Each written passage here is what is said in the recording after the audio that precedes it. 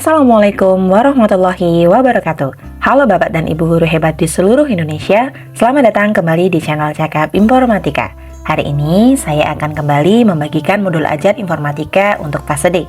Mari simak video selengkapnya. Dimulai dari cover modul. Ini adalah covernya. Di sini tertulis modul ajar informatika untuk fase D kelas 9. Kemudian ini adalah modul tentang elemen berpikir komputasional dengan topik bahasan atau topik materi yaitu algoritma. Halaman selanjutnya ini adalah memuat tentang penulis. Kemudian Bapak Ibu guru bisa mengenal saya lebih jauh lagi, kemudian mempelajari materi-materi informatika untuk fase D dan juga modul ajar. Silakan akses YouTube saya di Cakap Informatika atau bisa scan barcode di bawah ini. Selanjutnya adalah informasi modul. Di sini ada asal sekolah, kemudian alokasi waktu yaitu 2 kali 40 menit atau 2 jam pelajaran, kemudian profil pelajar Pancasila yang diterapkan yaitu bernalar kritis, kreatif, dan gotong royong. Ini diajarkan di fase D dengan mapel informatika di semester ganjil. Targetnya adalah siswa reguler dengan menerapkan model pembelajaran problem based learning. Kemudian, capaian pembelajaran. Pada akhir fase D, peserta didik mampu menerapkan berpikir komputasional untuk menghasilkan beberapa solusi dalam menyelesaikan persoalan dengan data diskrit bervolume kecil dan mendisposisikan berpikir komputasional dalam bidang lain, terutama dalam literasi, numerasi, dan literasi sains atau computationally literate. Kemudian tujuan pembelajarannya adalah peserta didik mampu menuliskan sekumpulan instruksi menggunakan sekumpulan kosakata terbatas atau simbol dalam format pseudocode. IKTP-nya adalah yang pertama menjelaskan pengertian algoritma dan pseudocode, yang kedua menyusun pseudocode untuk menyelesaikan masalah tertentu. Kata kuncinya adalah berpikir komputasional dan algoritma. Sumber belajar yang bisa diakses baik dari segi guru ataupun siswa, yang pertama adalah buku paket yang dikeluarkan oleh Kemendikbud, yang kedua adalah video pembelajaran yang dapat diakses di channel Cakap Informatika, atau Bapak Ibu bisa tonton video berikut ini. Kemudian alat dan bahan yang diperlukan ini opsional ya, disesuaikan dengan kebutuhan masing-masing. Di sini saya tuliskan yaitu papan tulis, spidol, LKPD, laptop atau komputer, dan LCD proyektor. Sarana dan prasarana yang diperlukan yaitu ruang kelas dengan meja dan kursi yang dapat diatur untuk diskusi berpasangan dan koneksi internet. Apabila pembelajaran dilakukan di lab komputer juga bisa, boleh saja.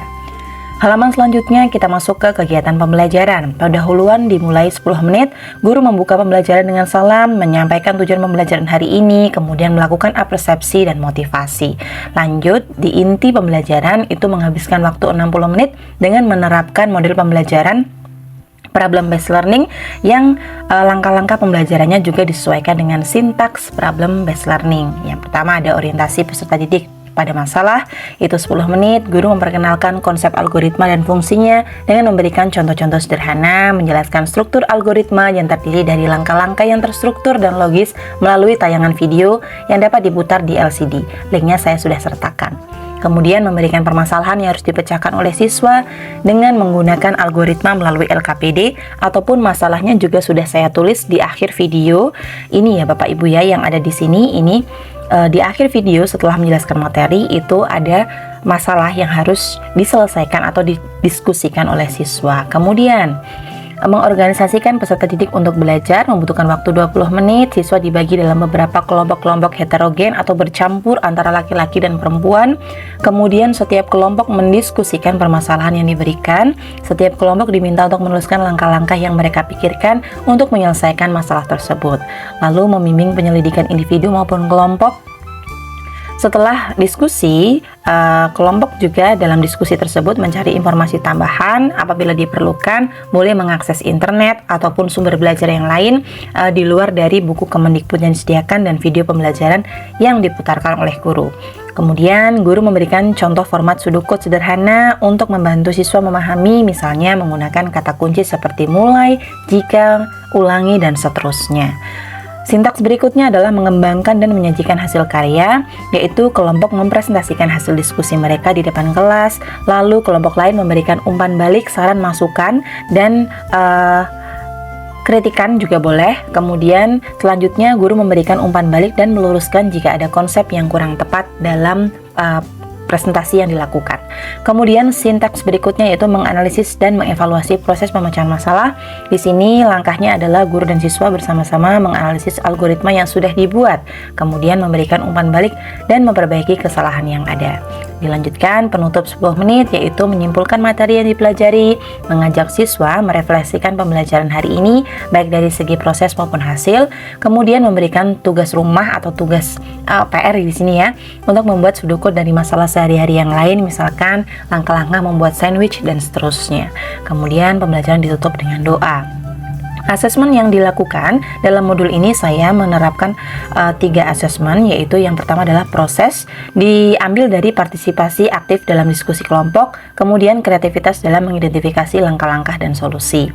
Kemudian saya juga mengambil penilaian dari LKPD, yang mana dinilai dari kualitas algoritma yang dihasilkan, kelengkapan, kejelasan, dan kesesuaian dengan masalah yang diberikan. Dan yang terakhir adalah dari sikap, yaitu kerjasama dalam kelompok dan ketekunan dan tanggung jawab dalam menyelesaikan tugas pada saat diskusi. Kemudian program pengayaan dan remedial, ini ada pengayaannya, kita bisa tambahkan beberapa tantangan baru yang bisa dipecahkan oleh siswa dengan tingkat pemahaman yang sudah lebih baik ya. Bisa diberikan pengayaan sebagai berikut. Bapak Ibu guru bisa membaca. Ini ada tantangan algoritma, kreasi algoritma, dan pemrograman algoritma. Sedangkan untuk siswa yang masih belum mampu untuk memahami materi yang sudah disampaikan, bisa dilakukan remedial dengan cara penjelasan ulang, memberikan contoh konkret, latihan soal, maupun bimbingan individual. Ini bisa disesuaikan ya Bapak Ibu.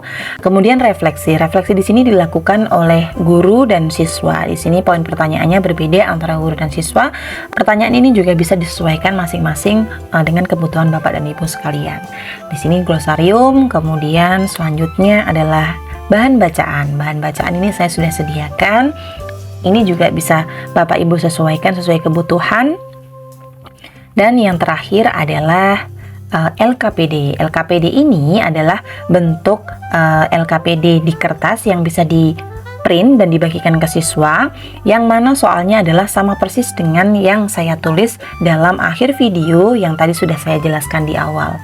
Ini link videonya bisa diakses atau dibagikan kembali untuk siswa apabila dalam tadi kita penayangan pada saat kegiatan pembelajaran, inti pembelajaran, siswa merasa video tersebut belum jelas, kemudian ingin memutarnya kembali atau mempelajarinya lagi, boleh disediakan linknya.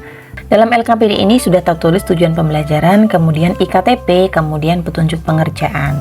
Lalu permasalahan ini, 2 masalah ini sama persis dengan masalah yang ada dalam video. Dan lengkapi juga dengan pertanyaan reflektif, yaitu yang pertama, apa kesulitan yang Anda hadapi saat membuat algoritma? Yang kedua, bagaimana Anda menyelesaikan permasalahan yang dihadapi saat memproses data menggunakan looping? Dan yang ketiga, apakah ada cara lain yang lebih efektif untuk menyelesaikan masalah ini?